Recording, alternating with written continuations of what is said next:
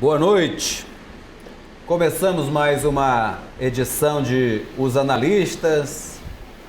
Ainda nessa comoção, nessa tristeza tão grande que envolve o nosso país, com os nossos irmãos do sul de São Paulo, do sul do Rio de Janeiro, com esse atentado terrível que surge de uma grande ironia humana, que é um adolescente que se perde, um jovem que se deixa dominar por um adolescente perdido, e por conta disso crianças são mortas, jovens são mortos, profissionais são mortos, e deixa uma pequena cidade estupefata, sem saber o que está acontecendo. Uma cidade que não precisava trancar as portas e as janelas, uma cidade que não é como a nossa aqui, que é cheia de grades, cheia de cães, cheia de cercas elétricas, e mesmo assim são constantemente invadidas. Lá em Suzano, em São Paulo, não era assim, e aconteceu o massacre das escolas.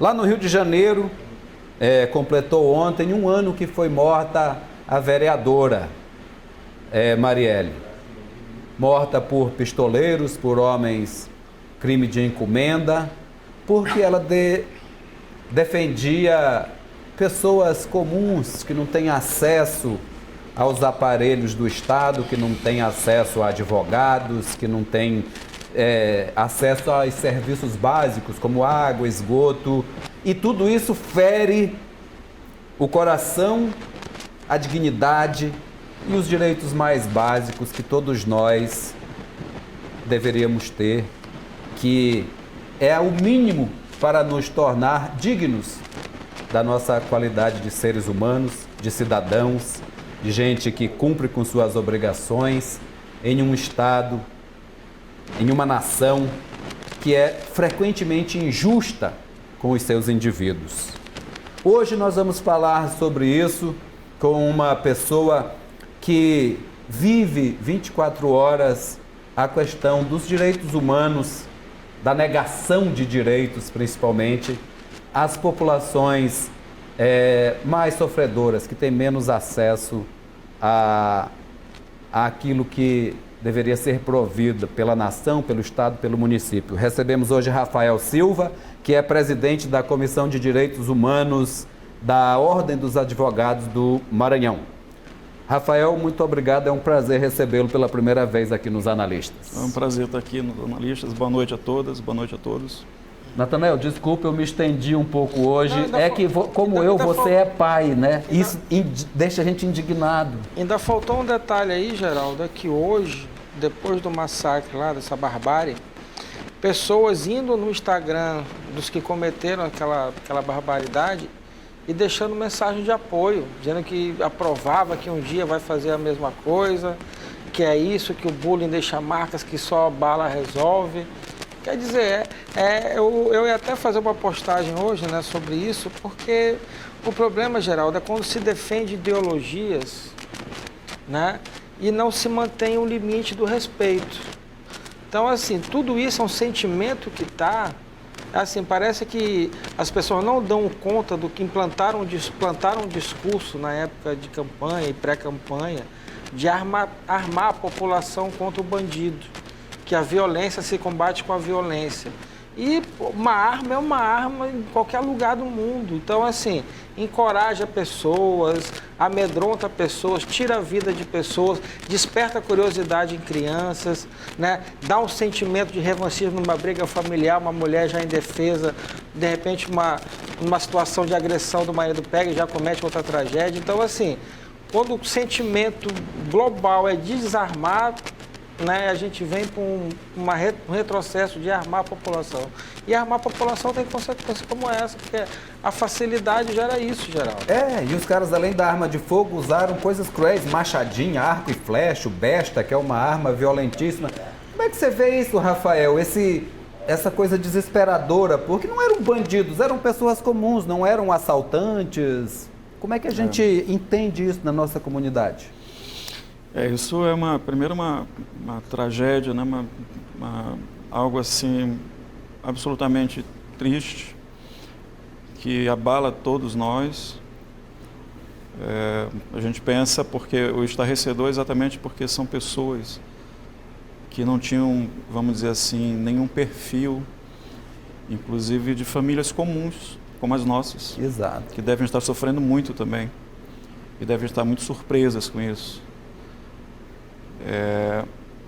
Então, essa banalização, né, da violência, de ela estar próxima inesperadamente.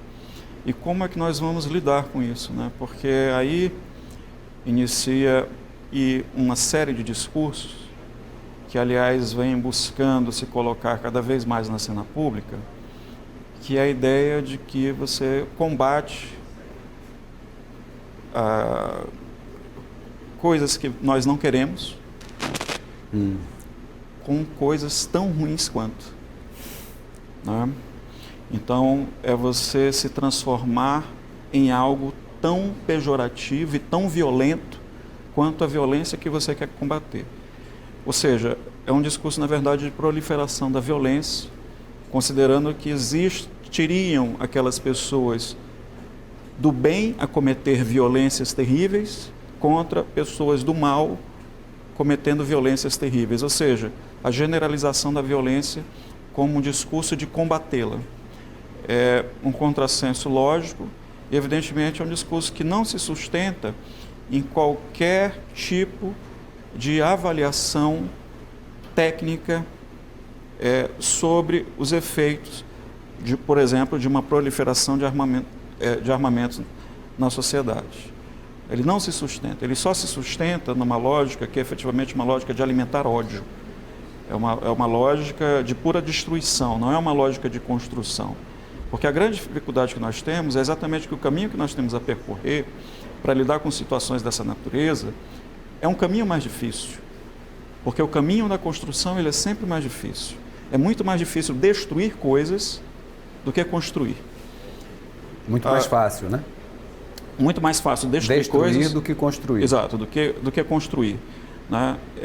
Então, essas respostas fáceis, elas na verdade são respostas que muitas vezes estão alimentadas por interesses que são escusos e que se aproveitam de tragédias para esconder as suas reais motivações. Por exemplo, o discurso que defende, as pessoas que defendem milícias, a existência de milícias. Interessa a essas pessoas defender a ideia de que nós não tenhamos milicianos especificamente em grupos, né, para serem combatidos, mas que nós sejamos todos potencialmente milicianos, ou seja, pessoas capazes de matar por banalidades. Né? Então, é evidente que são respostas que não devem prosperar. Né? Uma coisa, hoje a gente tem um ataque muito forte ao Estatuto do Desarmamento. Né? A ideia de que é uma frase que se repete, que o Estatuto do Desarmamento não conseguiu combater a criminalidade. Né? Ora, evidentemente que quando a gente fala de combate a uma situação... Não depende que só do Estatuto do Desarmamento. Claro que tem vários elementos a serem combatidos. A gente está falando de uma série de políticas públicas. O Estatuto do Desarmamento, por si só, ele não vai dar conta, porque evidentemente não vai ser a letra de uma lei.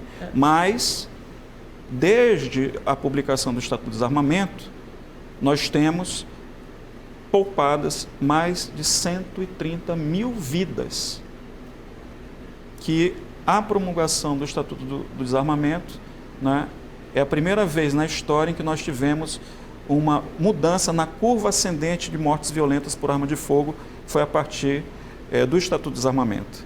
Então, essa diferença dessa curva ascendente do número de vítimas de crimes violentos por arma de fogo, se percebe, então, que numa projeção, cerca de 130, 140 mil vidas foram poupadas. Eu vejo como problema, Rafael, justamente assim, acho que o cerne da questão é a implantação do discurso, entendeu? Existe uma corrente de direita que é alimentada ideologicamente, né, por um dos gurus dele é aquele Olavo de Carvalho. Dizem que estão em conflito. Dizem que é filósofo, né, mas eu tenho minhas dúvidas. Conheci ele como astrólogo. E é uma implantação de um discurso, E esse discurso, para ele ser implantado, ele precisa, sabe, radicalizar com os outros. Quando reduz o problema, dizendo que o Estatuto do Desarmamento não resolveu o problema da criminalidade, e isso é passado para as pessoas que estão abaixo de quem constrói esse discurso, e vem como um rastilho de pólvora. A população de hoje em dia, que é o mal da internet, do celular, ele lê a manchete e já tira as conclusões dele. Porra, é isso mesmo. Ah, tu viu o vídeo que matou o cara?